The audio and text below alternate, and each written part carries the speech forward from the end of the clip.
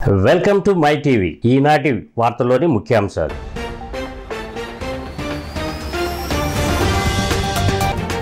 Telugu media మొగల్గా పేరు పొందిన ఈనాడు సంస్థల చైర్మన్ రామోజీరావు అస్తమయం. గత కొంతకాలంగా అనారోగ్య సమస్యలతో బాధపడుతున్న రామోజీరావు.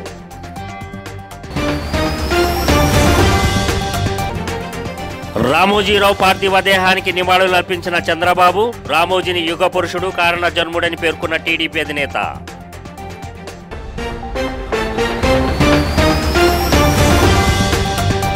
తనపై జరిగిన దాడిని ఖండించిన పిఠాపురం మాజీ ఎమ్మెల్యే వర్మ, కొందరు కావాలనే ఇలా చేశారని ఆరోపణ.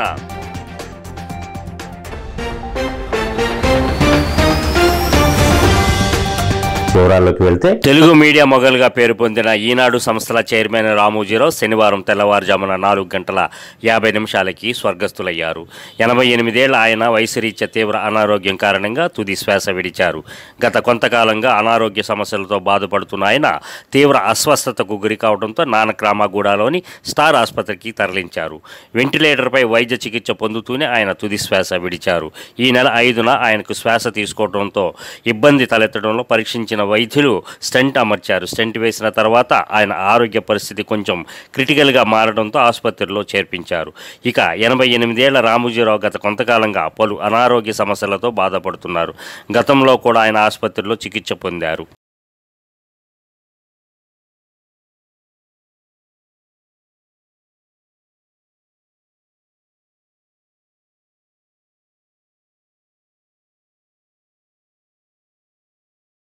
ఈనాడు పత్రికతో మీడియా రంగంలో తనదైన ముద్ర వేసిన చెరుకూరి రామోజీరావు ఇక లేరు. అక్షరమే ఆయుధంగా ఎలుగెత్తిన ఆ గొంతుక శాశ్వతంగా మూగబోయింది. గుండె సంబంధిత సమస్యతో రామోజీరావు కన్నుమూశారు. రామోజీ మరణ వార్త తెలియడంతో టీడీపీ అధినేత చంద్రబాబు దిగ్భ్రాంతి వ్యక్తం చేశారు. ఉదయం ఢిల్లీ నుంచి హైదరాబాద్ చేరుకున్న చంద్రబాబు తన అర్ధాంగి నారా భువనేశ్వర్తో కలిసి వెళ్లి రామోజీరావు పార్థివ దేహానికి నివాళులర్పించారు. రామోజీరావు కుటుంబ సభ్యులను చంద్రబాబు, భువనేశ్వరి దంపతులు పరామర్శించారు. తీవ్ర విషాదంలో ఉన్న రామోజీ కుటుంబ సభ్యులను చంద్రబాబు ఓదార్చారు. ఈనాడు ప్రారంభించి అదే మాదిరిగా ప్రజా చైతన్యాన్ని మనం చూస్తే ఈరోజు రాష్ట్రంలో ఏ ఇంట్లో కూడా నిద్ర లేస్తానే ఈనాడు చదివితే తప్ప బయట వచ్చే పరిస్థితి ఉండదు. అంటే ఆ విధంగా ప్రజల్ని చైతన్యవంతులు చేయడానికి కానీ విజ్ఞానవంతులు చేయడానికి కానీ ఆయన నిత్యం సాధన చేశాడు. ఆయన ఏ పని చేసినా కూడా నేను మొదటి నుంచి కూడా చూశాను, రాజీ లేదు. 40 ఏళ్లుగా నేను ఆయనతో కలిసి ఉన్నప్పటికి కూడా, ఆయన పరిచయం ఉన్నప్పుడు కూడా ఏ రోజు కూడా ఆయన ఒకటే చెప్పేవాడు, మీరు ఏమి చెప్పినా నేను మాత్రం ధర్మం ప్రకారమే పనిచేస్తాను, విధి నిర్వహిస్తాను తప్ప నేను ఎల్లప్పుడూ ప్రజాపక్షానే ఉంటానని చెప్పి స్పష్టంగా చెప్పిన వ్యక్తి రామోజీరావు గారు. అంతేకాకుండా నిన్న చనిపోయే వరకు ఆయనకు ఒకటే కోరిక, నా కోరిక అంతా కూడా నేను అనునిత్యం పనిచేసి పని చేస్తూ పనిలో చనిపోగలిగితే అది నాకు ఆనందంగా ఉంటుంది. అంతేకాదు నేను చేసే ప్రతి నిమిషం నేను బ్రతుకున్నంత వరకు ప్రజల కోసం పనిచేయాలి, పని చేస్తూనే ఉండాలని చెప్పిన వ్యక్తి రామోజీరావు గారు. కానీ ఈరోజు మనం చూస్తూ ఉంటే ఆయన నిర్మించిన వ్యవస్థలు శాశ్వతం. ఒక ఈనాడు శాశ్వతం, అదే మరి ఈటీవీ శాశ్వతం. ఇది కాకుండా చిత్ర పరిశ్రమ కూడా ఎనలేని సేవలు అందించాడు. ఈరోజు రామోజీ ఫిల్మ్ సిటీ మీరు చూస్తే దేశంలోనే ఒక అత్యున్నతమైన స్టాండర్డ్స్లో రామోజీ ఫిల్మ్ సిటీ తీసుకొచ్చి కాకినాడ జిల్లా గొల్లప్రోలు మండలం వన్నెపూడిలో పిఠాపురం మాజీ ఎమ్మెల్యే వర్మపై శుక్రవారం రాత్రి గుర్తు తెలియని వ్యక్తులు కొందరు రాళ్లు, ఇటుకలతో దాడి చేశారు. ఈ దాడి ఘటనలో వర్మ త్రుటిలో తప్పించుకోగా ఆయన కారు అద్దాలు పూర్తిగా ధ్వంసమయ్యాయి. పలువురికి స్వల్ప గాయాలయ్యాయి. వన్నెపూడిలో కార్యకర్తలతో సమావేశమయ్యేందుకు వర్మ వన్నెపూడి వచ్చారు. సమావేశం ముగించుకొని తిరిగి వెళ్తుండగా కొందరు వ్యక్తులు రాళ్లు, ఇటుకలతో దాడి చేశారు. పోలీసులు అక్కడికి వచ్చి దుండగులను చెదరగొట్టారు. అక్కడి నుంచి చేబ్రోల్లోని తన గెస్ట్ హౌస్కు వర్మ చేరుకున్నారు. వర్మపై దాడి చేయడాన్ని తెలుసుకున్న టీడీపీ నాయకులు, కార్యకర్తలు వర్మ గెస్ట్ హౌస్కు చేరుకొని దుండగుల్ని అరెస్టు చేయాలంటూ ఆందోళనకు దిగారు. అలాగే గొల్లప్రోలు పోలీస్ స్టేషన్ ఎదుట కూడా ఆందోళన చేపట్టారు.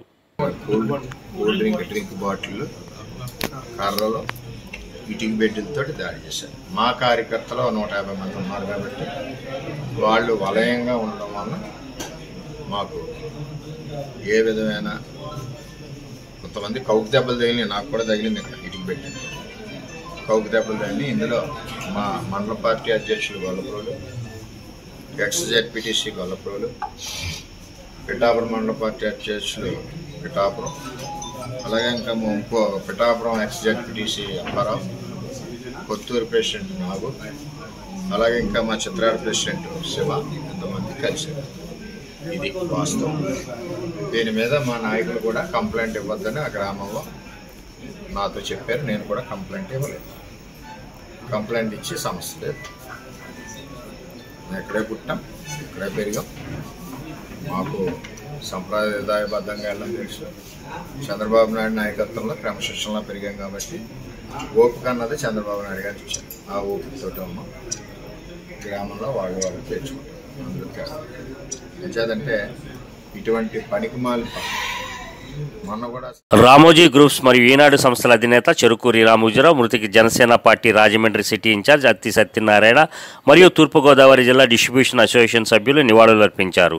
ఉదయం అనుశ్రీ కార్యాలయంలో రామోజీరావు చిత్రపటానికి పూలమాలలు వేసి అంజలి ఘటించారు. ఈ సందర్భంగా అనుశ్రీ మాట్లాడుతూ ఈనాడు పత్రిక మరియు ఈటీవీ ఛానల్ మాధ్యమాల ద్వారా విలువలతో కూడిన సేవలను మీడియా రంగంలో అందించారని తెలిపారు.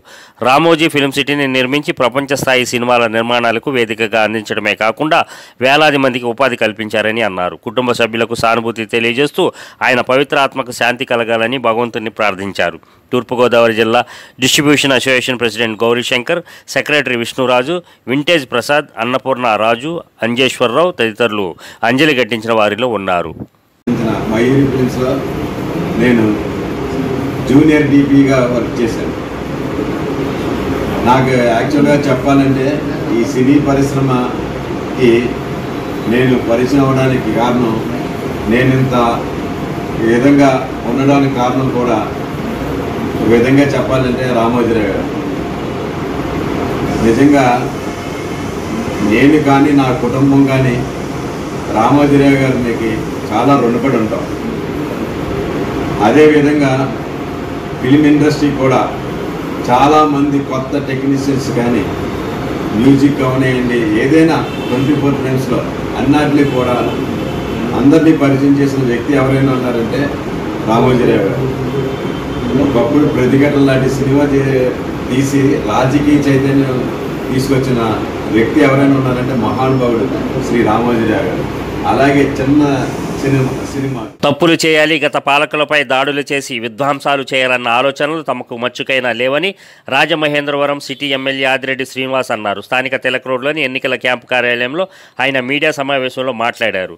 5 కోట్ల ప్రజానికం తమకు మద్దతుగా నిలిచారని అన్నారు. ఒక మంచి నిర్ణయం ఇచ్చారన్నారు. ప్రజల నమ్మకాన్ని వమ్ము చేయమని, గాడి తప్పిన రాష్ట్రాన్ని గాడిలో పెడతామన్నారు. రాష్ట్రానికి రాజధాని నిర్మిస్తామన్నారు. ప్రజలకు ఇచ్చిన హామీ మేరకు సంక్షేమాన్ని అమలు చేస్తామన్నారు. కేంద్రం నుంచి మన రాష్ట్రానికి ఏమైనా రావాల్సి ఉంటే వాటన్నిటిని తీసుకొని వస్తామన్నారు. ప్రజలు అవకాశం ఇచ్చారు కదా అని వైకాపా వారిపై దాడులు చేయాల్సిన అవసరం తమకు లేదని, అంత సమయం కూడా తమకు లేదన్నారు. సమావేశంలో Janasena Rajahmundry city in charge Atti Satyanarayana, TDP నగర అధ్యక్షులు రెడ్డి మణేశ్వరరావు, రాజమండ్రి పార్లమెంట్ కమిటీ ఉపాధ్యక్షులు మజ్జి రాంబాబు, నగర కమిటీ కార్యదర్శి కిలపర్తి శ్రీనివాస్, నగర బీసీసీఎల్ అధ్యక్షులు బుడ్డిగ రవి తదితరులు పాల్గొన్నారు. మా సిద్ధాంతాలని గౌరవించారు కాబట్టే ఈరోజు 5 కోట్ల ప్రజానికం మాకు మద్దతు తెలిపారు. ఒక మంచి మ్యాండేట్ ఇచ్చారు.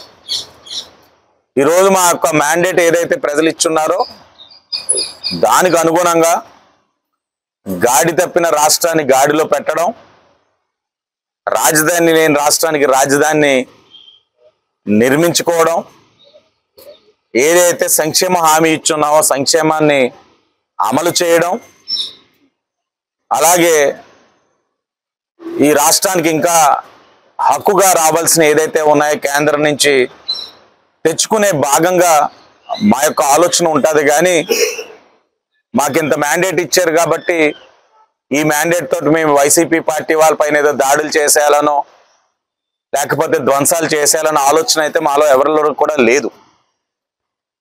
జరుగుతూ ఉన్నట్టే అది ఆవేదన, బాధ, చేయి దాటుతా ఉన్నారు వాస్తవాలు.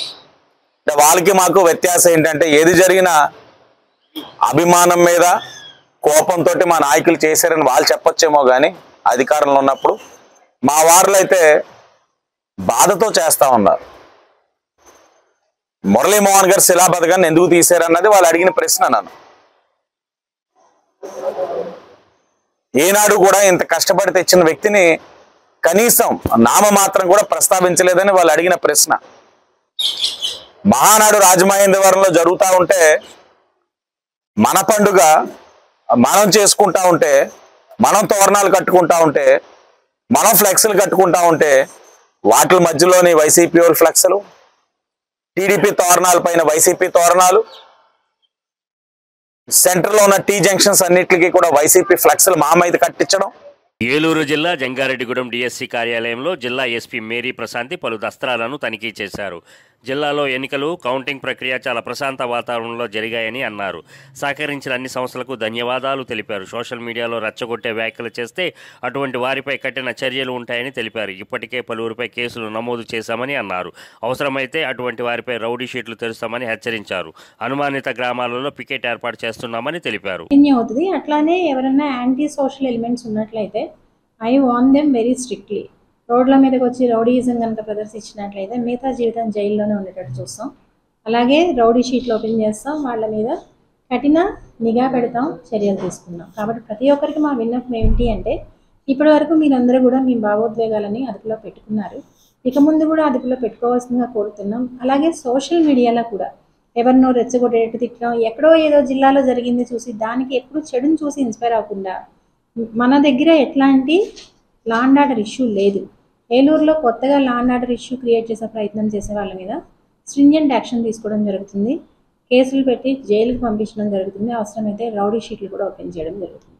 ఎస్పెషల్లీ యంగ్స్టర్స్కి మై రిక్వెస్ట్ ఈస్, ప్రభుత్వం అధికారం పార్టీలు మారుతూ ఉంటాయి, కొత్త ప్రభుత్వాలు వస్తూ ఉంటాయి, మన అభిమాన నాయకులు ఓడిపోతూ ఉంటారు, అభిమాన పార్టీలు ఓడిపోతూ ఉంటాయి. అదంతా సహజం, ఒక నార్మల్ ప్రాసెస్. దాన్ని ఆ ప్రాసెస్ లాగానే చూడాలి తప్ప వ్యక్తిగతంగా ఇన్వాల్వ్ అవ్వడం, ప్రజాప్రతినిధులని వ్యక్తిగత దూషణలకు దిగడం, సోషల్ మీడియా ప్లాట్ఫామ్ మీదుగా సోషల్ మీడియా వేదికగా వ్యక్తిగత దూషణలకు అబ్యూజివ్ పోస్టులు పెట్టినట్లయితే తీవ్ర చర్యలు వాళ్ళ మీద తీసుకోవడం జరుగుతుంది. ప్రతి ఒక్కరూ పోలీసులు సహకరించవలసిందిగా కోరుతున్నారు. తిరుపతి జిల్లా శ్రీకాళహస్తిలోని తెలుగుదేశం పార్టీ కార్యాలయంలో ఈనాడు గ్రూప్ సంస్థల చైర్మన్, మీడియా దిగ్గజం రామోజీరావు చిత్రపటానికి టీడీపీ నేతలు నివాళులర్పించారు. ఆయన మృతి పట్ల తీవ్ర దిగ్భ్రాంతి వ్యక్తం చేశారు. ఈ సందర్భంగా పార్టీ తిరుపతి జిల్లా అధికార ప్రతినిధి చెంచయ్య నాయుడు, రాష్ట్ర కార్యదర్శి దశరథ ఆచారి మాట్లాడుతూ, ఒక సామాన్య కుటుంబంలో జన్మించి అసామాన్య విజయాలు సాధించిన రామోజీరావు మరణం తమకు తీవ్ర ఆవేదనకు గురి చేసిందని అన్నారు. ఈ సందర్భంగా టీడీపీ నేతలు మాట్లాడుతూ, అక్షర యోధుడు, దేశానికి అందించిన సేవలను గుర్తు చేసుకున్నారు. మీడియా రంగంలో రామోజీరావుది ప్రత్యేక శకమన్నారు. ఈనాడు గ్రూప్ సంస్థలు స్థాపించి వేలాది మందికి ఉపాధి కల్పించారని, ఎన్నో సవాళ్లు సమస్యలను అధిగమించి ఎవరికి ఎక్కడా తలవంచకుండా విలువలతో సంస్థలను నడిపిన విధానం అందరికీ ఆదర్శనీయమని అన్నారు. అనేక సమస్యలు పెట్టాడు, సమస్యలు అభివృద్ధించాడు. ఇది వాస్తవాన్ని చిత్రీకరించి దాంట్లో పత్రికలు రాసిన దాంట్లో మొదటగా ఈనాడు అని చెప్పి అందరూ కూడా తెలుసు. అదేవిధంగా ఆయనకి భగవంతుడి దయ వల్ల ఆయురారోగ్యాలు అన్నీ కూడా ఉన్నాయి. ఇన్ని రోజులు భగవంతుడు కాపాడుకొని వచ్చాడు. ఇప్పుడు లాస్ట్లో మేము అందరం కూడా దాన్ని సానుభూతి తెలియపరుచుకుంటాం. ఉభయ రాష్ట్రాలలో కొన్ని వేల మందికి అన్నదానం చేసినటువంటి మహామనిషి రామోజీరావు గారు ఈరోజు మన మధ్యలో లేనిదనేది చాలా బాధాకరమైన విషయం. ప్రియా పచ్చళ్ళ కాడి నుంచి, అదేవిధంగా మార్గదర్శి చిట్ ఫండ్స్ అయితే ఏమి, అదేవిధంగా ఈనాడు న్యూస్ పేపర్ అయితే ఏమి, అదేవిధంగా ఈటీవీ అయితే ఏమి, మన ఆంధ్రప్రదేశ్లో స్టార్ట్ అయ్యి భారతదేశంలోనే తలమానికంగా ఈ న్యూస్ ఛానల్ అనేది ఏర్పాటు చేసి, అదేవిధంగా రామోజీ ఫిలిం సిటీస్ ఏర్పాటు చేసి, మనది ఏషియాలోకే, భారతదేశానికి కాదు ఏషియాలోకే కూడా అతి పెద్ద ఫిలిం సిటీగా ఏర్పాటు చేసి కొన్ని లక్షల మందికి జీవనోపాధి కల్పించినటువంటి మహామనిషి రామోజీరావు గారు. వారు ఈరోజు మన మధ్యలో లేకపోవడం. ఆర్ఐఎన్ఎల్ కార్పొరేట్ ఎన్విరాన్మెంట్ రెస్పాన్సిబిలిటీ చొరవతో జీవీఎంసీకి వాటర్ ట్యాంకర్ను అందజేసింది. గాజువాక జోన్ పరిధి అగనంపూడిలోని వాటర్ పంప్ హౌస్లో జరిగిన కార్యక్రమంలో నిర్వాసిత కాలనీలో తాగునీటి సరఫరా కోసం 6,000 లీటర్ల సామర్థ్యం కలిగిన నీటి ట్యాంకర్ను అందించింది. RINL CGM services Praveen Kumar ముఖ్య అతిథిగా పాల్గొని ట్యాంకర్ తాళాలను జోనల్ కమిషనర్ బి సన్యాసి నాయుడుకు అందజేశారు. స్టీల్ ప్లాంట్కు చెందిన కార్పొరేట్ సంస్థ ఆర్ఐఎన్ఎల్ సమర్పించిన కొత్త వాటర్ ట్యాంకర్ ద్వారా పునరావాస కాలనీలు మరియు గాజువాక మరియు అగనబూడి ప్రాంతాలలో సుమారు 1,00,000 మంది నిర్వాసితులకు తాగునీటిని సరఫరా చేయడంలో జీవీఎంసీ దోహదపడుతుందని అన్నారు. స్టీల్ ప్లాంట్ తీవ్రమైన ఆర్థిక సంక్షోభంలో ఉన్నప్పటికీ నిరుపేదలకు మరియు వెనుకబడిన వారికి సహాయం చేయడానికి ఆర్ఐఎన్ఎల్ కార్పొరేట్ సామాజిక బాధ్యత మరియు కార్పొరేట్ పర్యావరణ బాధ్యత సిఈఆర్ కార్యక్రమాల ద్వారా ఎల్లప్పుడూ ముందంజలో ఉంటుందని పేర్కొన్నారు. ఈ కార్యక్రమంలో జీవీఎంసీ నీటి సరఫరా executive engineer P Kanakarao, AE Rajkumar తదితరులు పాల్గొన్నారు. ఆర్ఐఎన్ఎల్ సౌజన్యంతో సుమారు 28 లక్షల 20 లక్షలు సిఎస్ఆర్ రెస్పాన్సిబిలిటీగా ఇవ్వడం జరిగింది. వాటిని మరలా మన సీఎం గారు చెప్పినట్టుగా ప్రజలకు డెడికేట్ చేయాలి కాబట్టి ఇప్పుడు ఉన్నటువంటి కొత్త పరిస్థితుల్లో కూడా ముందుకు వచ్చి చేసినందుకు ఆ కార్యక్రమాన్ని చాలా రోజుల నుంచి ఎంతో సంతోషంగా చేద్దాం సార్ అని చెప్పినటువంటి ఆర్ఐఎన్ఎల్ అధికారులకు, సీజీఎం గారికి, డీజీఎం గారికి, జీఎం గారికి, ఏజీఎం అందరికీ, అలాగే యాజమాన్యానికి కూడా జీవీఎంసీ కమిషనర్ తరఫున మేము పునరుద్ధరణ చెప్పుకుంటే, అలాగే మీరు ఇచ్చినటువంటి వాహనాన్ని ఆ ఏరియాలో చూడగానే ఇది ఆర్ఐఎన్ఎల్ మంచి బాధ్యత అనేది చెప్పుకునే విధంగా Spite of our tight financial condition, we are doing this activity and we have never left it out. This hardship conditions also, because it is our responsibility that whatever Visakhapatnam Steel Plant is doing, unless until society is equally coming up and owing what it has taken from the society, the same thing it has returned back to the society. And for that purpose only, we are doing this a small initiative towards our commitment to our corporate social responsibility. Thank you very much for the opportunity given and the cooperation we have got from GVM. ముఖ్యాంశాలు మరోసారి.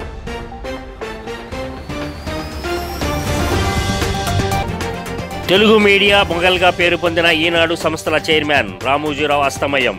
గత కొంతకాలంగా అనారోగ్య సమస్యలతో బాధపడుతున్న రామోజీరావు.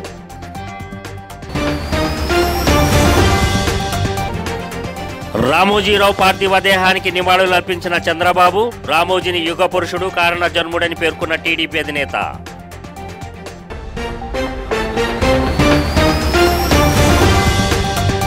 తనపై జరిగిన దాడిని ఖండించిన పిఠాపురం మాజీ ఎమ్మెల్యే వర్మ, కొందరు కావాలనే ఇలా చేశారని ఆరోపణ.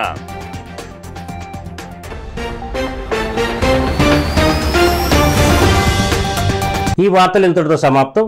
మరో బులెటిన్లో మరలా కలుద్దాం. అంతవరకు సెలవు.